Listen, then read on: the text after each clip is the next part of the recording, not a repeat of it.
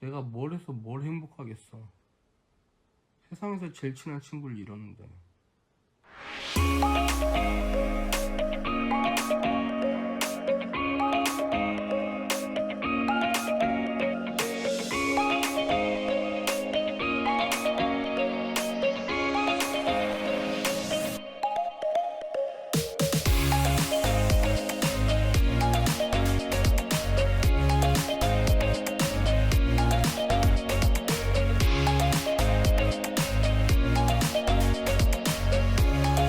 오늘은 오랜만에 연애 트로트 이슈로, 우울한 연애 이슈로. 자, 이현배 씨가 사망을 했고 그 자체도 너무 충격적인 일이었으나 그 이후에 DJ DOC의 이하늘 씨와 김창렬 씨가 격한 대립을 보이면서, DJ DOC도 한 20년 넘게 활동을 해온 그룹이기 때문에 좋아하는 팬들이 굉장히 많고, 그 여성 팬들 입장에서도 이런 대립이 다시는 DJ DOC를 무대에서 못 보는 게 아니야라는 불안감으로 이어지게 돼 있고, 또 많은 일반인들도 오래 활동을 해온 그룹 내부의 내부는 굉장히 가슴 아파하는 경향이 커요. 요즘에 뭐 걸그룹들 사이에서는 뭐 왕따 논란도 있고 뭐 여러 가지 논란이 많은데, 그래도 이렇게 오래된 그룹은 그렇지 않을 거라 생각했는데 매우 격한 대립이었죠. 그러니까 뭐그 SNS에 이하늘 씨가 뭐 거의 욕설 비슷한 글을 올리면서, 싸우는 건 누구나 있을 수 있는데 누군가 죽었고 그 죽음의 원인을 두고 싸움이 붙었기 때문에 더욱 화제성이 컸고, 그 왜 이들의 관계가 이렇게 됐는지, 그리고 앞으로 어떻게 될지에 대해서 물론 정답은 본인들만 알고 있겠지만 객관적인 사실들만 가지고 또 주위 얘기로 한번 이야기를 풀어나갈까 하는데, 우선 기본적으로 지금 이 문제가 더 커질 것이냐, 그 장례를 치르는 과정에는 뭐 엄청난 폭로전이 예고된 상황이었었어요. 그 이런 분위기에서 김창렬 씨는 최대한 뭐 지금은 그 세상을 떠난 고인을 잘 보내드려야 될 때다, 좀 억측과 이런 걸 자제해 달라 하면서 대응을 하지 않았는데, 뭐 반면 이하늘 씨는 굉장히 격한 글을 올린 데 이어가지고 SNS 라이브 방송에서 뭐 다 폭로하겠다는 듯이, 지금까지는 DJ DOC를 위해서 참고 살았는데 더 이상 참지 않겠다, 뭔가라도 하겠다라는 이야기를만 했었기 때문에, 이게 장례 절차가 끝나고 난 다음에 이제 본격적으로 양측이 싸우는 상황으로 가는 게 아닌가. 우선 장례 절차는 잘 마무리가 됐고, 그 이후에 이하늘 씨가 연일 라이브 방송을 하고 있어요. 지금 SNS로. 그냥 이하늘 씨가 뭐 동생이 소속돼 있었던 40rpm 노래도 틀기도 하고, 뭐 그냥 동생 이야기도 하고 뭐 그러면서 하고 있는데, 너무 힘드니까 혼자 있는 게 좀 그래서 계속 하는 것 같고, 팬들도 그 라이브 방송에 몰려와서 보는 이유는 좋아하는 이하늘이라는 스타를 혼자 두면 안 되겠다는 마음으로 계속 해주고 갖고, 아예 그래서 이하늘 씨가 라이브 방송하다 낮잠을 자러 가면 거기 같이 있던 전부인이 방송 이어받아 하고, 또 그 전부인 화장실 가면 또 직원이 누워가지고 누운 상태로 또 라이브를 하고, 하여튼 그냥 어떻게든지 이어가면서 좀 이하늘 씨가 계속 대중과 지금 함께 호흡을 하고 있는, 그러니까 지금 분위기로 놓고 봤을 때는 그 당시에 굉장히 감정이 격해졌던 이하늘 씨가 뭔가 엄청나게 이제는 뭐 폭로하고 하겠다 했었지만 약간 진정되는 분위기로 가고 있는 게 아닌가. 김창렬 씨는 침묵하고 있잖아요. 네, 뭐 별다른 반응하지 않고 그냥 계속 고인 애도하는 선에서만, 이하늘 씨가 이제 계속 라이브는 하고 있기 때문에 무슨 얘기를 언제 할지 모르기 때문에, 그러다가 26일 날 이하늘 씨가 김창렬 씨 얘기를 하긴 했어요. 어떻게 얘기를 했냐면, 창렬의 얘기는 하고 싶지 않다. 약간 그래도 뉘앙스가 있는 말을 한 게, 제가 지금 준비하고 있는 게 많다. 그 얘기는 폭로를 준비하고 있다라는 걸로 읽힐 수 있는 발언이거든요. 근데 그 다음 한 얘기는 뭐냐면, 걔는 나한테 그러면 큰일 난다. 걔가 잘했으면 좋겠는데. 그러니까 이 얘기의 요지는 제가 느끼기에는 내가 뭔가를 하려고 하고 있고 준비도 하고 있다. 다만 잘하면 큰일이 안 난다. 조용히 해결하자 둘이. 그런 의미로 약간 읽히는. 그래서 계속 이하늘 씨는 뭘 크게 요구한 건 없거든요. 진심으로 사과했다면 이러지 않았을 거다. 충분히 그 당시에는 격해진 감정이 그럴 수 있었지만 지금은 약간 어느 정도 양쪽 다 좀 진정 국면으로 가고 싶어 하는 분위기가 아닐까.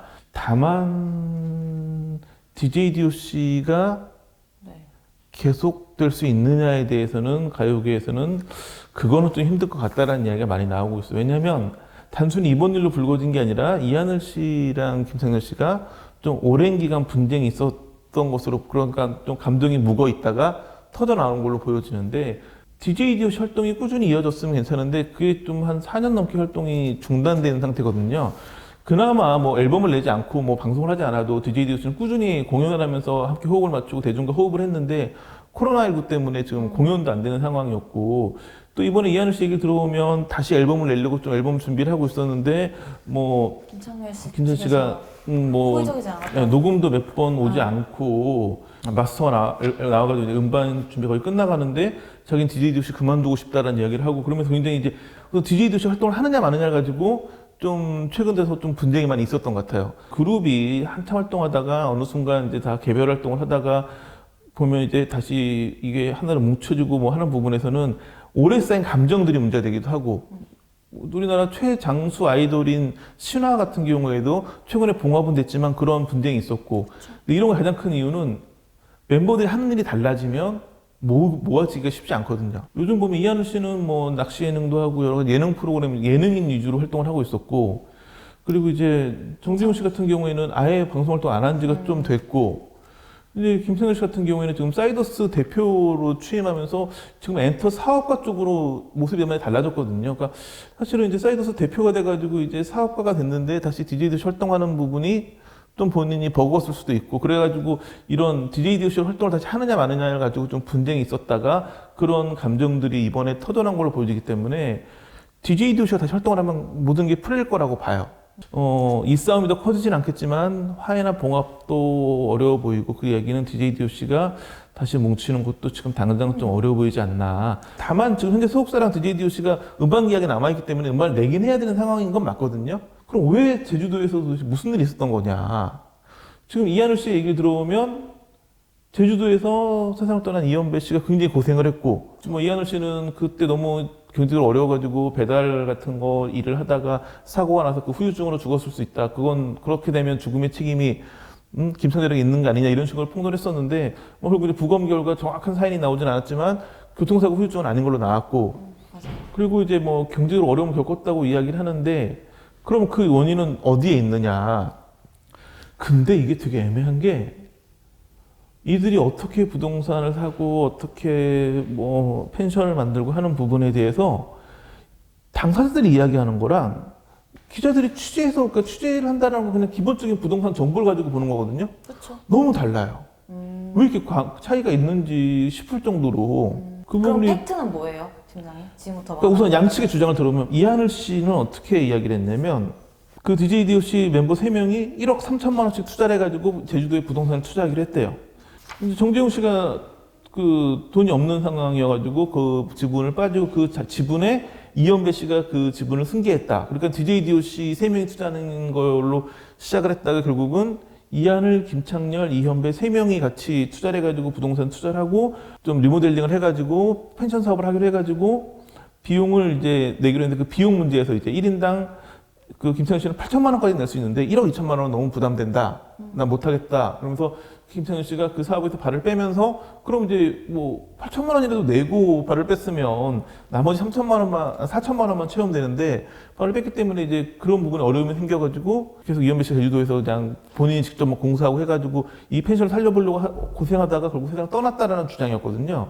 그러니까 DJ DOC의 측근이라고 하는 사람 얘기 뭐냐면 제주도에 땅을 산 거는 이하늘 씨가 적극적으로 제안을 했던 거였고 모든 걸 굉장히 이하늘 씨가 주도했다라는 거고 이하늘 씨 얘기는 이제 숙박업을 하다 뭐 이렇게 펜션 하다 했던 거는 제안을 한 건 김창렬 씨였는데 본인이 리모델링 과정에서 비용을 안 대고 빠졌다 이런 내용이었었는데 그래서 이제 등기를 떼봤어요. 등기부등본을. 이제 저희가 이제 우선 현장을 가가지고 현장 영상을 찍고 현장 보니까 아직도 뭐 공사가 많이 진척이 안 돼 있는 좀 그냥 현재 상태는 폐가 비슷한 수준으로 이렇게 방치되어 있는 상황이었고 등기부를 떼보니까 토지는 하나고 건물은 2개더라고요.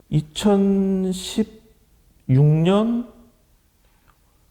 8월 달에 이제 등기 이제 그가 됐고 9월 달에 아예 접수가 되거든요. DJ DOC 소유가 된 건 정확히는 9월 달인 2016년 9월 달인데 이 지분을 보면 이금배 씨하고 김창렬 씨가 절반씩 가지고 있어요.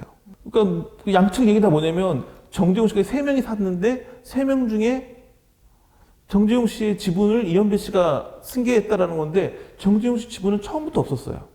아, 그럼 이현배의 지분도 없다는 얘기네요, 결국. 지금도 없는데 문제는 뭐냐면 아예 처음부터 이 땅은 DJ DOC의 땅이 아니었고 이하늘, 김창렬 씨 2명의 일단 산 땅이었고 금액도 거래가 금액이 4억 6천만 원 나오거든요. 그러니까 1억 3천만 원씩 3명이 샀으면 3억 9천인데 실제 이 땅은 4억 6천만 원에 거래가 됐어요. 그 소유권이 바뀐 2018년 9월 달 바로 그 잔금 치러가지고 등기 처리된 날 보통 이제 대출이 그날 실행되죠. 얼마를 대출을 받았냐면 김상현 씨가 채권 최고액이 3억이거든요.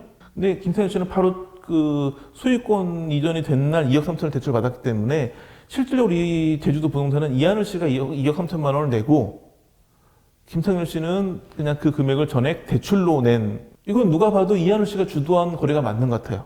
보면 그 이번에 라이브에서도 이하늘 씨가 무슨 얘기를 하냐면 시세보다 싸게 나온 제주도에 땅이 있어가지고 멤버들과 함께 샀다라고 얘기했는데 멤버들이 아니라 김창렬 씨와 산 거였겠죠. 이 땅을 샀던 이유는 부동산 투자였던 걸로 보여져요.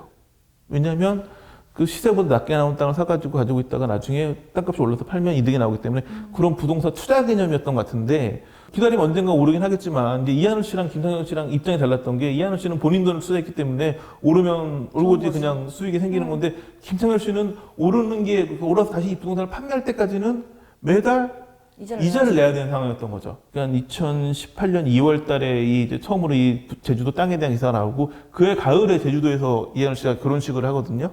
근데 결혼식 날 이제 김창렬 씨가 그 리모델링 비용 1억 2천 못 내겠다고 해가지고 다툼이 있었다고 했는데, 그럼 이 게스트하우스 사업은 어쨌든 김창렬이 제안한 건 맞아요? 그러면? 그게 이제 그 두 사람이 정확히 얘기를 안 하기 때문에 이하늘 씨 얘기 들어오면 제안했다라고 하고 얼추 상황은 맞는 것 같아요. 근데 문제는 뭐냐면 제안은 누가 했는지 모르겠지만 이 2018년도에 나온 스포츠경 기사를 보면 주도적으로 그러니까 땅을 사는 것도 그렇고 이 사업을 주도를 했던 것도 그냥 다 이하늘 씨였던 것 한 같아요. 거네요. 그러니까 김상현 씨가 뭔가 이거 그냥 놀리느니 뭐 펜션 합시다 이런 제안을 했는지 모르겠지만 주도적으로 한 건 이하늘 씨가 맞는 것 같아요. 이현배 씨 지분은 뭐냐? 분명 인천에 있는 아파트를 팔아가지고 가가지고 했다고 하는데, 문제는 공사비가 대략 2억 4천만 원 정도가 드는 상황이었고, 이현배 씨가 인천에 있던 아파트를 파는 게 한 2억여 원 된다고 하니까 아마 그 인테리어 비용 2억 4천만 원 정도 해당되는 인테리어 비용을 이현배 씨가 부담한 게 아니었을까. 근데 그 돈을 가지고 인테리어 비용이 약간 부족하니까 이제 본인이 직접 공사도 하고 뭔가 하면서, 그러니까 뭔가 이 리모델링을 하고 해서 펜션을 만드는 과정에서 예상보다 돈이 많이 들어가고, 그것 때문에 이현배 씨가 이제 전체적인 사업을 총괄하는데 어려움을 겪지 않았을까. 이제 펜션을 하면 사업을 하는 거잖아요. 근데 아마 이제 그 사업을 하게 되면 펜션 사업은 이현배 씨가 주도적으로 하려고 하는 게 아니었을까. 그러니까 왜냐면 그 제주도에서 누군가 펜션을 운영을 해야 되기 때문에 가장 많은 이제 가요 관계자들 주변 이야기가 그거였어요. 그렇게 어려워가지고 사람이 죽을 만큼 어려웠으면 차라리 그 땅을 팔아버리면 간단한 문제 아니었을까. 이게 뭐 그때보다 값이 많이 떨어져가지고 팔면 손해인 상황이면 모르겠는데, 최소한 뭐 이자 비용 정도는 커버할 만큼 그 부동산이 뭐 그런 건 있었겠죠. 지금 펜션 짓고 뭐 하면 더 오를 수 있는데. 근데 그게 이제 결국은 만약에 이하늘 씨 주장대로 그 펜션 사업이 어려워지면서 경제적 어려움이나 여러 가지 어려움을 겪다가 이현배 씨가 사망한 게 맞다면 그냥 이걸 부동산 그냥 다시 판매하고 끝냈으면, 요즘 제주도는 워낙 뭐 부동산이 핫하기 때문에 뭐 이 부동산이 뭐 매각하려고 내놨는데 잘 안 팔려가지고 어려움이 있거나 이런 것도 아니었을 거라고요. 그렇기 때문에 그냥 팔아서 해결했으면 되는 문제 아니었을까라는, 더 자세한 내용이야 뭐 당사자들만 알고 있겠지만 객관적인 것만 드러난 걸 놓고 봤을 때는 이현배 씨 진짜 지분도 없고 부동산은 두 사람 투자한 거였고, 두 사람 얘기와 달리 이제 이런 사업 내역이 나오다 보니까 폭로성으로 이야기한 거에 대해서 이하늘 씨 측도 약간은 부담을 느낄 수 있는 상황이 아닐까. 그래서 또 어떻게든지 마무리 짓고 끝나겠지만 이 일을 더 키워가지고 뭔가 폭로전을 이어가고 그러진 않지 않을까. 저작권 문제 좀 나오고 있는 게 뭐 이현배 씨가 김상현 씨 대신 뭐 대리 작사 작곡을 했다 뭐 이런 의혹들도 제기가 됐었는데, 그런 부분도 지금 아마 입증이나 이런 것에 좀 어려움이 있어 보이고, 그렇기 때문에 아마 뭘 더 폭로전으로 가기에는 약간 이 서류로 남아있는 것과 양측의 주장이 다르기 때문에 그쪽까지는 가지 않고 그냥 이 상황에서 마무리되면서 그냥 DJDOC가 좀 당장은 해체되는 그림으로 가면서 마무리되지 않을까 싶습니다.